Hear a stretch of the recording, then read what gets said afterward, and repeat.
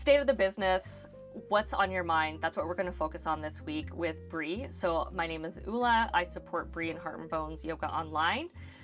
We're going to go quick. So this is going to be sweet and short. You guys can listen to all our other episodes for the full intro. Brea is an online studio owner that runs 200, 300-hour teacher training mentorship programs. She's all over the world. Brea, what I'm wondering right now, looking back on the last 30 days, what was occupying your brain the most as a studio owner? Oh, the first thing that pops into my mind was our mentorship. So we were just launching, actually simultaneously kind of launched two things, which I don't recommend always, but it just kind of happened that way. So we're doing a teacher training mentorship. First time we've tried something like this, 6 weeks, teachers 2 hours a week with some homework and explorations. And so that was just getting everything done with that. And it's launched and we've done 2 weeks of it so far and it's amazing. And I'm very glad. Knowing that now, what do you think the next 30 days you're going to be obsessing about? I think coming back into the online studio, into Heart and Bones Online, because Heart and Bones Online is a platform. It's not just online studio and it's not just teacher training. It's really both those things. Some people can buy our courses and never be a part of the online studio, for example, but it's like the same platform. And so sometimes between our teachery things and then the online studio things, it feels like I oscillate a little bit between the two. That being said, interestingly enough, most of our members in the online studio, I'd say roughly about half of them are actually yoga teachers as well. So even everything that we're doing in the online studio is supporting yoga teachers. But when we're doing things like the teacher training promos and the mentorship, that takes a little bit of a different type of focus. And so I like going between the two. And now I'm looking forward to next month, exploring some of our we always do a monthly challenge inside the online studio. What do you think was like a biggest win for the business in the past 30 days? The challenges. So we just launched so every year we do something called Restmas, which is our alternative to Christmas, or at least our like encouragement of like supporting your nervous system during a very busy, hectic, emotional time of the year. And Restmas for us is always a really popular thing. And it's a great way to bring in new members. And so we were thinking to ourselves, well, how do we do like a spring version of Restmas? Because people get so much out of Restmas. It's a $1 for 1 month promo. So you really get like literal like access to hundreds of videos for $1. And it just, people feel better. They're making that time for themselves. They're moving more often, all those things. And so we did something called Whole Body Habits, which was Ula's wonderful name for it. And it was wonderful. And so we did the $1 for 1 month and we brought new people in and we have what we call dashboard challenges, which is just like a fun, almost like digital advent calendar, so to speak, where you can like unlock a new class each day. So it was really encouraging our members to move more often, to show up for themselves each day and kind of get that like dopamine hit of the advent calendar surprise, like, ooh, what class are they going to suggest today? And so, yeah, that was a really great success. And actually a lot of our members, even a lot of our longtime ones, reached out to us and were like, wow, that was so helpful. I've been wanting to move more. I haven't been doing it as much. And this challenge did a really good job for getting me back on my mat, which was literally the whole point, 30-day whole body habits challenge. So we're recording this in June. Summer is hitting right now. There's this reality that every season, there's a different season to the business and how people choose to move.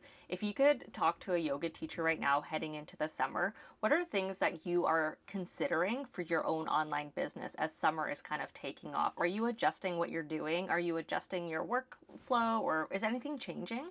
I think overall, big picture, you first adjust to your expectations. Anybody who's been like owning a studio, working with the public in any sort of fitness, movement, yoga capacity, we know that things come in spurts and starts. We know that probably in January, you're going to get more signups for your classes or studio. Come summer, those go away. And that's just like generally speaking, it's a common thing and it's not personal. It doesn't mean your business is horrible and people hate it. This is just like the cycle that happens every single year. So first and foremost, okay, cool. That cycle, here we are. This may be a slower time. So then you can anticipate that ahead of time and you can go, okay, we're going to have less. So we're going to temper our expectations. We're not going to expect that any promotion that we do is going to just do as well as the Restmas one, for example, for us, because that's a time of year that it just works really well.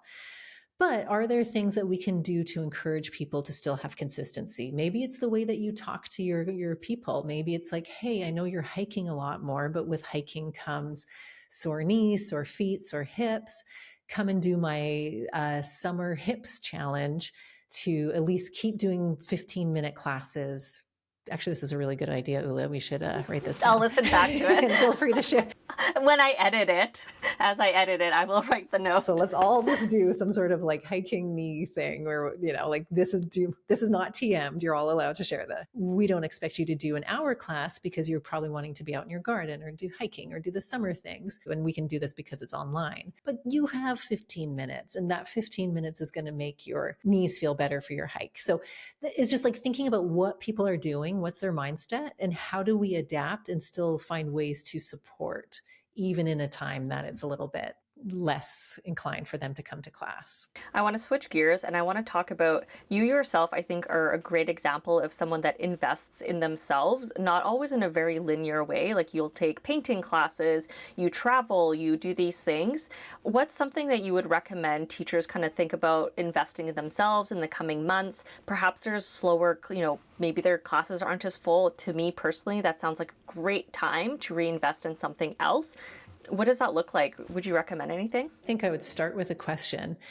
And especially if you're somebody who's feeling super burnt out. So if you're in a phase of your teaching where you're just burnt out and you're like, oh, and then like investing into another class or continuing education for yourself is just going to make you more tired. Know that about yourself and then ask like, well, what would be nourishing for me? And then, okay, maybe again, like for me, it's like, I want to work on my art more. I want to paint more. That's deeply nourishing. And that has nothing to do with yoga, although I feel like there's a lot, of course, self-awareness, whatnot, when it comes to our art practice. But a creative thing is for me, super nourishing. And it gets my brain out of work mode.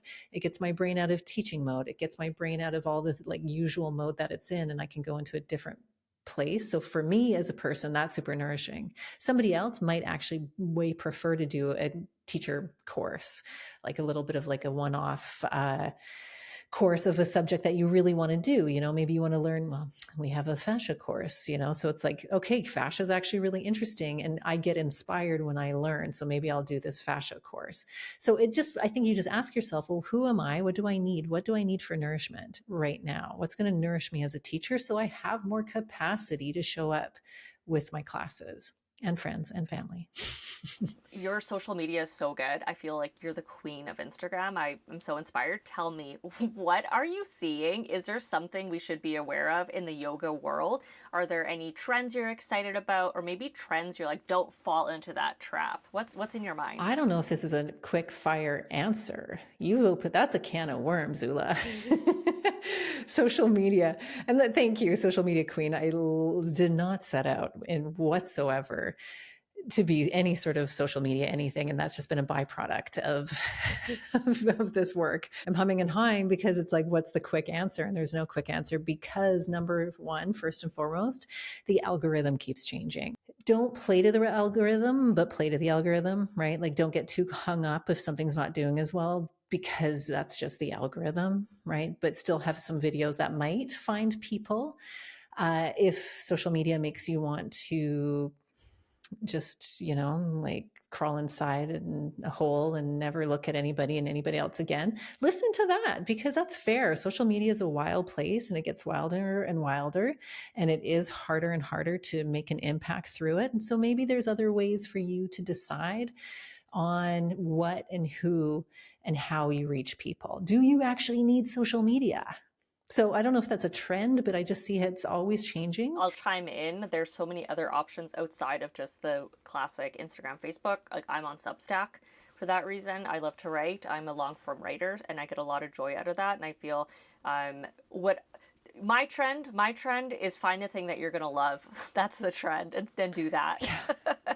Brilliant. There, exactly. So yeah, is it Substack? Is it long form writing? Is it TikTok? Is it Instagram? Is it YouTube? Is it newsletters? Like, is it just doing talks in your community? Like there are different ways and you don't have to do it all. Where do you see yourself with YouTube and podcasting in the next 30, 90 days?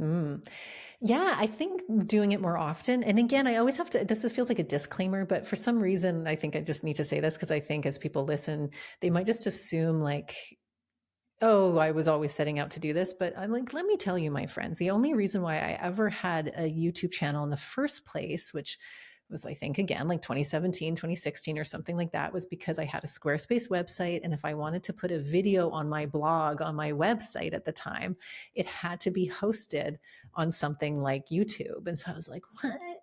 I don't want to, like, no, I'm not that type of person who's on YouTube. Like, what? And I had to, and I just, I'm like, nah, and then did it. And then was like, oh, okay, this isn't so bad. Yeah, there'd be some, I have a foot video that gets some creepy freaking videos. So there's like, let's keep things real here a little bit. The YouTube is just its own funny place. And at the same time, I've become more comfortable. And now Ula and I, again, bringing these more onto YouTube and podcasting, same thing. It wasn't like, oh, I want to be a podcaster. It just was a natural other way to get off of the hamster wheel of the social media algorithms. Because again, as I said, these algorithms keep changing. You have to like dance in a different way for them and perform. And then it's a hamster wheel. You're running in the same spot. It feels like over and over. And things like YouTube and podcasting, they have longevity. We're able to talk more like this. If I have a video that's more than 2 minutes on social media, nobody watches it, right? But they'll come hopefully to YouTube and watch and listen, or like download the podcast and listen. So I think consistency is maybe the short version of that answer. Looking back on the last 30 days, what's a lesson that you've learned? Always lessons. Shall I pick which one? I think one of them is we just hired a new admin op person who, it's become this wonderful opportunity for us then, bringing in new energy to go, oh, wait a second. There's some things that we can tighten up, and there's things that we can clean up administratively and operationally in the business. So bringing on that new person has forced us in a good way to create more SOPs, so standard operating procedures, like basically like very clear ways of how we're doing it, instead of just like, oh, I think we do it like this. And so, yeah, standardizing things, which feels really, really great. It feels very, and we've done that a lot over the years, but this is just another layer of getting that even more clean and organized. Now I want to ask you the real question, Brea. What 3 things are you most excited about for the summer that have nothing to do with yoga? Okay, I have absolutely 3 things, and it is 3 things. That's really funny. So first one is my garden. I have a magical yard and garden, and so it's my art, one of the ways I express my creativity. And just, I planted a lot of flower seeds, and half of them have worked and the other ones haven't. And so it's just kind of fun to be in the garden and make it all pretty and nice. The second would be art, which would be painting and drawing and doing. I have another course coming up. So figure, I love drawing the figure, painting the figure. So it's a figurative drawing course coming up at the end of this month, which I'm looking forward to, which always gets me back into like, yes, art. And then also I've been taking an astrology course, and I have been loving that, especially, and here's, I always feel like I have a disclaimer with this, because I used to be this way where it'd be like, well, that's my Capricorn, or, like, and now taking this like 10-week course, oh my goodness. So it's actually really beautiful to see that this is like this ancient system, very much like yoga, that has a lot of power and amazingness. And yeah, so it's just I've been in business and teaching mode for so many years. It's actually just really nice to have all these 3 things that bring this other side of me. My Pisces moon. I've sent Brea my birth info. She knows where I was born, when I was born, also the story behind my birth, that it was supposed to be earlier, all this stuff. So I can't wait to have my own astrologer on speed dial when I need the help. Now, Yes. We definitely have a lot of Virgo energy and heart and bones behind the scenes between Ula and I and our other team members. Side note, if anybody wonders or cares, if that surprises them not or shocked not. at all. I love this. Now, I hope we get to do these kind of quick rapid fire business check-ins again in the future. So if you're listening to this or watching this, please drop in any questions that you'd like us to address the next time we do this. Like, what would you like to hear? What would you like to learn about the business, or what Brea is thinking? And I'm also going to include in the description some links to upcoming things. We do have our 200 and 300 hour teacher training coming up in the fall. So I know we're talking summer, but this is a great time to start thinking about that. So I'll drop that in. Is there anything else you wanted to share with them? Yeah, well, I think you should also drop in your Substack, and because why is it just about me? My goodness. So Ula, who's this creative genius, wonderful person, has a Substack. So go to that link and follow Ula's Substack. And then I'm going to just fire a question back at you. What's one thing, if not three, that you're looking forward to this summer? Yeah, it's top of mind as we're moving. We are going to be changing not only cities, but provinces. Oh my God, I'm tearing up. So there's this big obsession in my brain about where we're going to live. You know, it's a community that I've actually lived in before. So part of me is like really excited to return to it.